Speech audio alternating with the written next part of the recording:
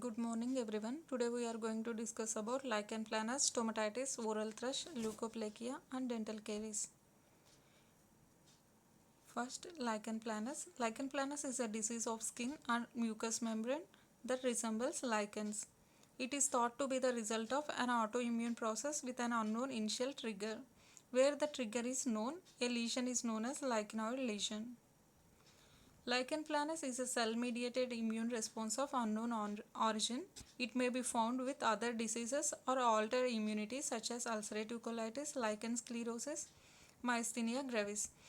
Lichen planus has been found to be associated with hepatitis C virus infection, chronic active hepatitis, and primary biliary cirrhosis. It is most likely an immunologically mediated reaction, though the pathophysiology is still unclear. Risk it is exposure to the medicines, dyes and other chemicals is the risk factors. Diseases such as hepatitis C. There is a no race predisposition. It is most commonly seen in women compared to men. It is most likely to occur at the age group 30 to 60 years. However, it can occur at any age group. It is a chronic disease. It has a subacute presentation, that is, lesions appear usually 1 to 2 weeks after being exposed to stimulus. The condition often clears up within 18 months but may come and go for years. Removal of stimulus could result in a quick resolution. If lichen planus is caused by a medicine, the rash should be resolved once medicine is stopped. Signs and symptoms. In addition to the cutaneous eruption, lichen planus can involve the following structures. Those are mucous membranes, genitalia, nails and scalp. Signs and symptoms. Lesions initially developing on the flexure surfaces of the limbs with a generalized eruption developing after a week or more and minimal spreading within 2 to 16 weeks. Pruritus of the varying severity depending on the type of lesion and extent of involvement. Oral lesions that may be asymptomatic, burning or even painful. In cutaneous disease, lesion typically resolving within 6 months to 18 months. Chronic disease is more likely oral lichen planus or with a large annular hypertrophic lesions and mucous membrane involvement is seen. Coming to clinical presentation, the clinical presentation of the lichen planus has several variations. Those are hypertrophic lichen planus, atrophic lichen planus, erosive or ulcerative lichen planus, follicular lichen planus, annular lichen planus, linear lichen planus, vesicular and bullous lichen planus, actinic lichen planus pigmentosus, lichen planus pemphigoides. In oral lesions may be tender or painful, are located on the sides of the tongue inside the cheek or gums, look like a blue-white spots, form lines in a lacy network. Gradual increase in size of the affected area sometimes form painful ulcers. Skin lesions are usually found on the inner wrist, legs, torso or genitals are itchy, have even sides and sharp borders, occur in single lesion or clusters, often at the site of skin injury. It may be covered with thin white streaks or scratch marks. These are shiny or scaly looking, have a dark reddish purple color on the skin or grey white in the mouth, may develop blisters or ulcers. Other manifestations are dry mouth, hair loss, metallic taste in the mouth, ridges in the nails. Coming to management, lichen planus is a self-limited disease that usually resolves within 8 to 12 months. Mild cases can be treated with fluorinated topical steroids. More severe cases, especially those with scalp, nail and mucous membrane involvement, may necessitate more intensive therapy. Treatments may include antihistamines, medicines that calm down the immune system such as cyclosporin, lidocaine mouthwashes to numb the area and make eating more comfortable, topical steroids or oral corticosteroids to reduce the swelling and lower immune responses. Corticosteroid shots into the sore, vitamin A as a cream, dressing placed over the skin medicines to protect from scratching, and ultraviolet therapy for some cases. Clinical forms. Oral lichen planus clinical forms are reticular, erosive, ulcerative, papular, plaque-like, atrophic, and bullous. Reticular, it is the most common presentation of the oral lichen planus, characterized by net-like appearance of the lacy white lines, oral variants of Wickham's striae. This is usually asymptomatic. Erosive or ulcerative, the second most common form of the oral lichen planus, characterized by oral ulcer presenting with persistent irregular areas of redness, ulcerations, and erosions, covered with a yellow slough. This can occur one or more areas of the mouth in 25% of the people. With erosive oral lichen planus, the gums are involved. Papular with white plaque papules, plaque-like appearing as a white patch which maybe resembles leukoplakia. Atrophic appearing as areas. Atrophic oral lichen planus may also manifest as desquamative gingivitis. Bullous appearing as fluid-filled vesicles which project from the surface. Diagnosis: direct immunofluorescence study reveals a globular deposition of the immunoglobulin M and complement mixed with apoptic keratinocytes. No imaging studies are necessary. Microscopy confirms the oral lichen planus. Coming to histopathology. Histopathology features of the lichen planus include the following: hyperkeratotic epidermis with irregular acanthosis and focal thickening in the granular layer, degenerative keratinocytes in the lower epidermis. In addition to apoptotic keratinocytes, colloid bodies are composed of the globular deposits of IgM and IgA and complement. Linear or shaggy deposits of the fibrin and fibrinogen in the basement membrane zone. In the upper dermis, a band infiltrate of lymphocytic and histiocytic cells with many Langerhans cells. This is the microscopic picture showing hypergranulosis, presence of apoptotic keratinocytes, civet bodies in the basal layer, and lymphocytic collection in the epidermis. Complications: mouth ulcers that are present for a long time may develop into oral cancer. In summary, lichen planus affects women more compared to men. Lichen planus is characterized by 9 P's, that is papulosquamous disorder, pruritic, polyangular, with plain topped pigmented purple colored papules and plaques, pterigum unguum present in nails, penile annular lesions. Next topic is stomatitis. Stomatitis is an inflammation of the mucous lining of the mouth which may involve the cheeks, gums, tongue, lip, and roof or floor of the mouth. The word stomatitis literally means inflammation of the mouth. Stomatitis is an inflammation of the lining of any of the soft tissue structures of the mouth. It is usually a painful condition associated with redness, swelling, and occasional bleeding from the affected area. The inflammation may be caused by conditions in the mouth itself, such as poor hygiene from the burns from the hot food or drinks, or by conditions that affect the entire body, such as medications, allergic reactions, or infections. This is the picture of stomatitis, inflammation of the mouth. Causes of stomatitis are chemotherapy, radiotherapy, loose-fitting dental prosthetics, trauma, poor dental hygiene, smoking, hematological malignancies, infections, that is viral, fungal, and bacterial, dehydration, and medications. Medications associated with stomatitis are chemotherapy, antihypertensive drugs, opioids, antibiotics, diuretics, anticholinergics, antihistamines and decongestants, steroids, antidepressants.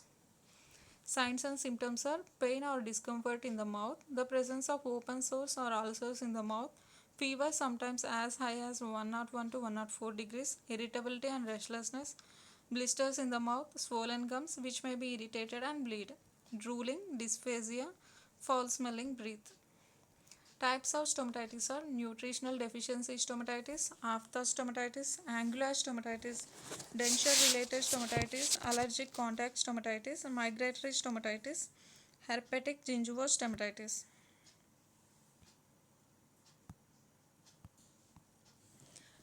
Coming to nutritional deficiency, malnutrition or malabsorption can lead to nutritional deficiency states, several of which can lead to stomatitis. For example, deficiency of the iron, vitamin B2, that is riboflavin, vitamin B3, vitamin B6, vitamin 9, vitamin 12 may manifest as stomatitis.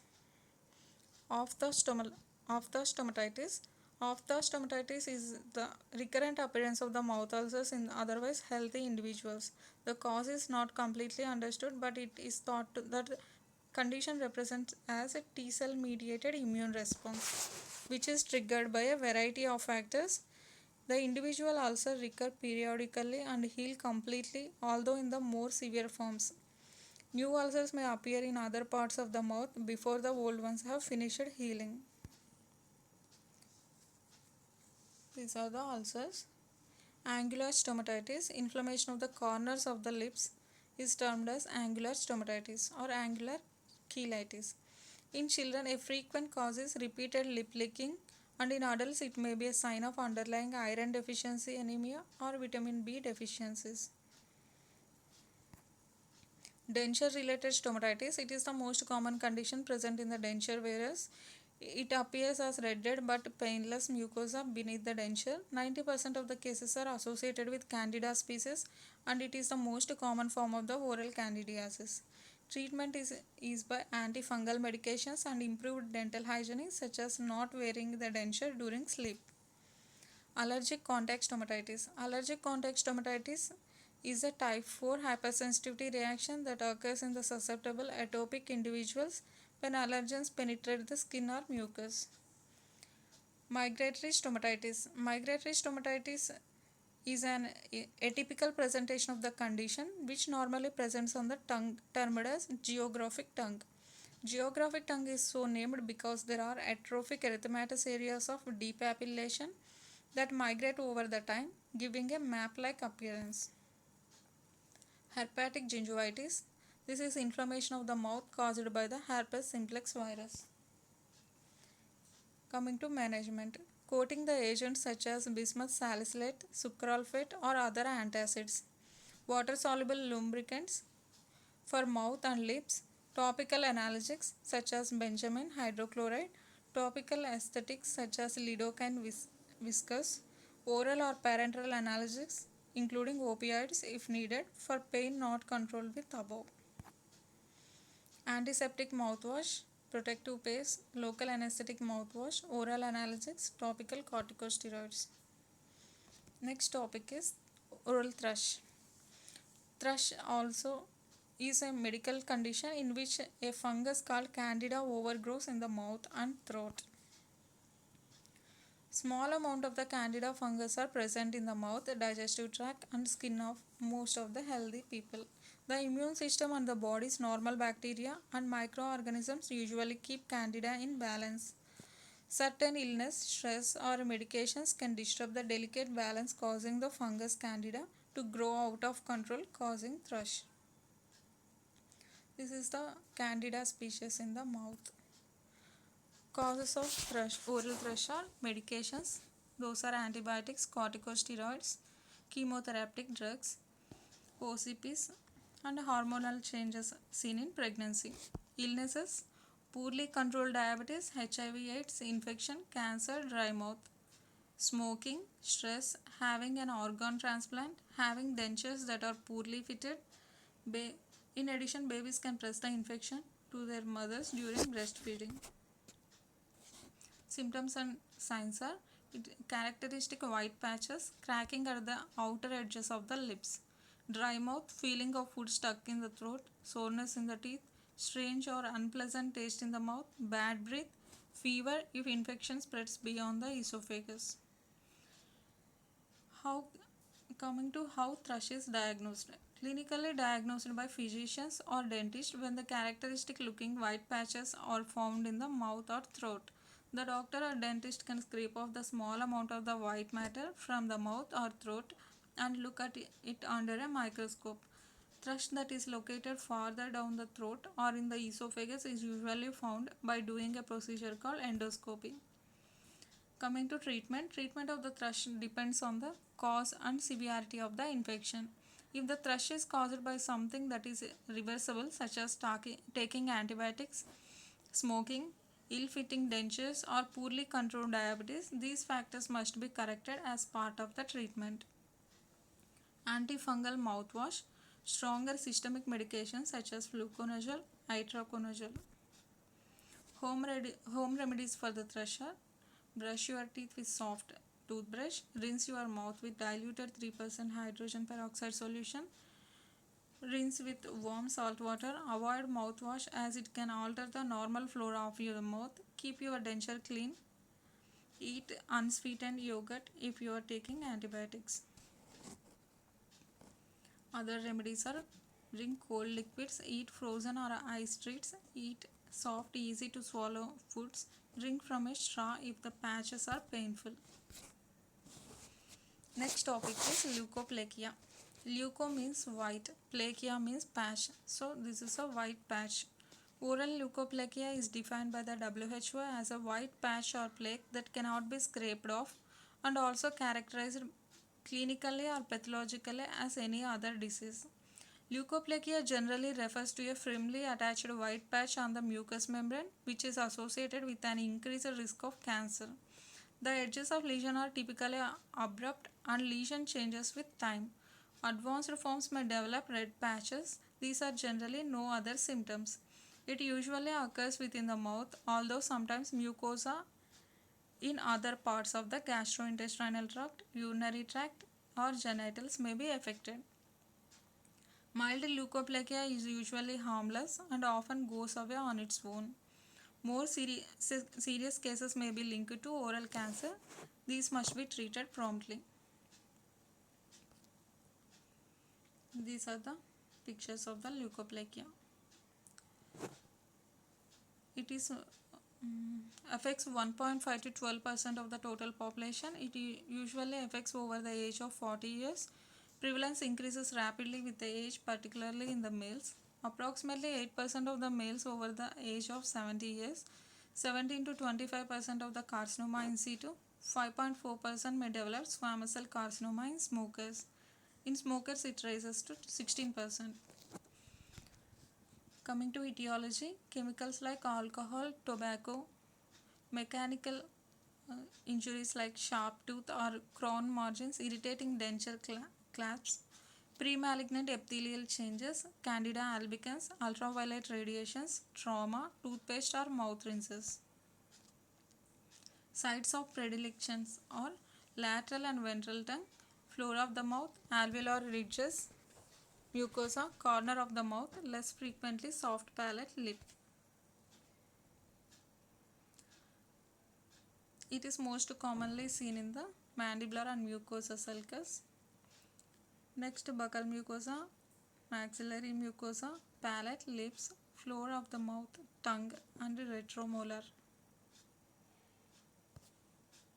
Clinical forms are homogeneous leukoplakia, non-homogeneous leukoplakia, proliferative verrucous leukoplakia, erythroleukoplakia, sublingual keratosis, oral hairy leukoplakia, syphilitic leukoplakia. Homogeneous type, it is a uniform flat appearance that may exhibit shallow cracks and has a smooth plaque-like wrinkle or corrugated surface with a consistent texture throughout the lesion.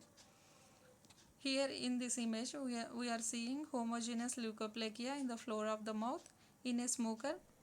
Biopsy showing hyperkeratosis. Next one is non-homogeneous type. In non-homogeneous leukoplakia is a lesion of non-uniform appearance. The color may be predominantly white or mixed white and red. The surface texture is irregular compared to homogeneous leukoplakia and may be flat, nodular or exophytic. Here in this image we are seeing exophytic leukoplakia on the buccal mucosa. Another type is proliferative verrucous leukoplakia. Proliferative verrucous leukoplakia is a recognized high-risk subtype of non-homogeneous leukoplakia. It is uncommon and usually involves the buccal mucosa and gingiva. The condition is characterized by extensive papillary or verrucoid keratotic plaques that tends to slowly enlarge into adjacent mucosal sites, but initially it may be flat. Erythroleukoplakia. Erythroleukoplakia, also termed as speckle leukoplakia, erythroleukoplasia or leukoerythroplasia. It is a non-homogeneous lesion of the mixed type that is white and red color. Erythroplakia is an entirely red patch that cannot be attributed to any other cause. Erythroleukoplakia can therefore be considered a variant of either leukoplakia or erythroplakia since its appearance is midway between. In this image, we are seeing erythroleukoplakia. Biopsy showed mild epithelial dysplasia and candida infection. Antifungal medication may turn this type of lesion into homogeneous leukoplakia. Sublingual keratosis. Sometimes this term is used to describe the leukoplakia of the floor of the mouth or under the tongue. It is not universally accepted to be a distinct clinical entity from the idiopathic leukoplakia generally, as it is distinguished from latter by location only. Usually, sublingual keratosis are bilateral and possess a parallel corrugated wrinkle surface texture described as Ebbingtite. Oral hairy leukoplakia. Oral hairy leukoplakia is a corrugated white lesion on the sides of the tongue caused by opportunistic infection with Epstein-Barr virus on the systemic background of the immunodeficiency. Almost always human HIV infection, the condition is not considered to be a true idiopathic leukoplakia since the causative agent has been identified.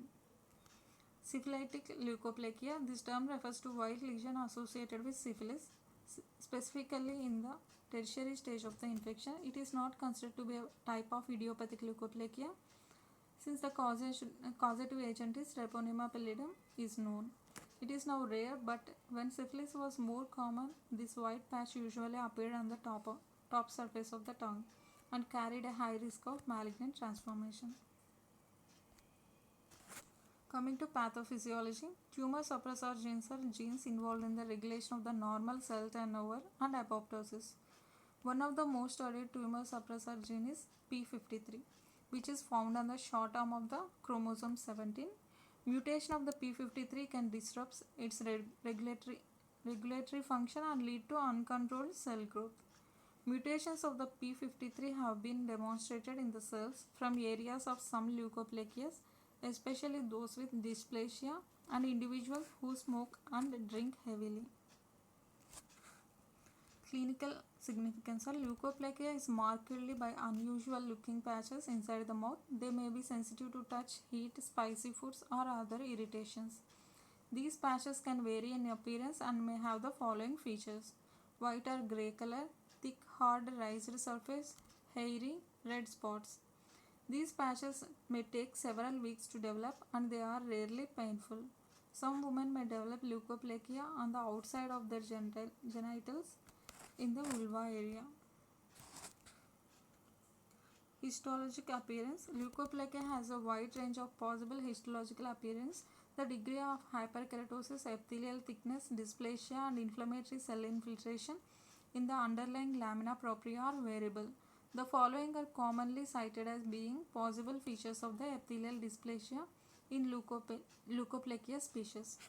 Those are cellular pleomorphism, nuclear atypia, increased number of cells seen undergoing mitosis, including both normal and atypical mitosis. The distinction between epithelial layers may be lost, abnormal keratinization, alterations of the normal epithelial connective tissue architecture. The ridges may become drop shaped, wider at their base than more superficially. Diagnosis. It is usually diagnosed with an oral examination. One might mistake the condition for oral thrush. Thrush is a yeast infection of the mouth. The patches causes are usually softer than the leukoplakia patches. They may bleed more easily. If patch looks suspicious, to do a biopsy, they remove a small piece of the tissue from one or more of the spots. The tissue sample to be diagnosed. The goal is to look for the signs of the oral cancer. This is the biopsy picture. Tissue biopsy is usually indicated to rule out other causes of white patches and also to enable a detailed histologic examination to grade the presence of any epithelial dysplasia. This is an indicator of the malignant potential and usually determines the management and recall interval. The sites of leukoplakia lesions that are Preferentially, biopsies are areas that show induration, that is hardening, and erythroplasia, and erosive or ulcerative areas. These areas are more likely to show any dysplasia than homogeneous white areas. This is a microscopic examination of the keratinocyte scraped from the buccal mucosa. Treatment. Most patches improve on their own. It is a self-limited condition. It's important to avoid any trigger that may have caused your leukoplakia, such as tobacco use. If related to irritation from the dental problem, that should be solved. If a biopsy comes back positive for oral cancer, the patch must be removed immediately. This can help prevent the spread of cancer. Small patches can be removed by more extensive biopsy using laser therapy or scalpel. Large leukoplakia patches require oral surgery. Hairy leukoplakia may not require removal. Dentist or doctor might prescribe antiviral medications to stop the patches from growing. Topical antibiotics containing retinoic acid can also be used to reduce the patch size. Many cases of leukoplakia can be prevented with lifestyle changes. Stop smoking or chewing tobacco, reduce alcohol use, eat antioxidant rich foods such as spinach, carrots. Antioxidants may help deactivate the irritants that cause patches. Prognosis. The annual malignant transformation rate of leukoplakia is rarely exceeds 1%. That is, the vast majority of the oral leukoplakia lesions will remain benign. A number of clinical and histopathologic features are associated with varying degrees of increased risk of malignant transformation. Although other sources argue that there are no universally accepted and validated factors which can reliably predict the malignant change. It is also unpredictable to an extent if an area of leukoplakia will disappear, shrink, or remain stable. Coming to last topic, that is dental caries. I am telling brief about dental caries. Dental caries is the most common disease of dental tissues, causing the destruction of the calcified tissues of the teeth. Etiology is diet containing high proportion of the carbohydrates. Morphology. Caries occurs chiefly in the areas of the pits and fissures, mainly of the molars and premolars, where food retention occurs, and in the cervical part of the tooth. Grossly earliest change is the appearance of the small chalky white spot on the enamel, which subsequently enlarges and becomes yellow or brown and breaks down to form a caries cavity. Eventually, cavity becomes larger due to fractures of the enamel. Once the lesion reaches enamel dentin junction, destruction of the dentin also begins. Coming to microscopy, inflammation, that is pulpitis and necrosis of the pulp take place. Chronic inflammatory reaction with formation of granulation tissue and inclusion of nests or strands of the squamous epithelium derived from the remnants of the odontogenic epithelium. Sequelae of the caries are pulpitis, acute pulpitis, chronic pulpitis, apical granuloma, apical abscess. Coming to periodontal disease. Inflammatory periodontal disease affects adults more commonly. The disease begins as chronic marginal gingivitis secondary to bacterial plaques around the teeth, such as due to calculus on the tooth surface, impacted food, uncontrolled diabetes, tooth decay. Coming to microscopy, chronic marginal gingivitis is characterized by heavy chronic inflammatory cell infiltrate, destruction of the collagen and epithelial hyperplasia so as to line the pocket. Untreated chronic marginal gingivitis slowly progresses to chronic periodontitis or pyorrhea, in which there is an inflammatory destruction of the deeper tissues. At this stage, progressive resorption of the alveolar bone occurs and the tooth ultimately gets detached. Thank you.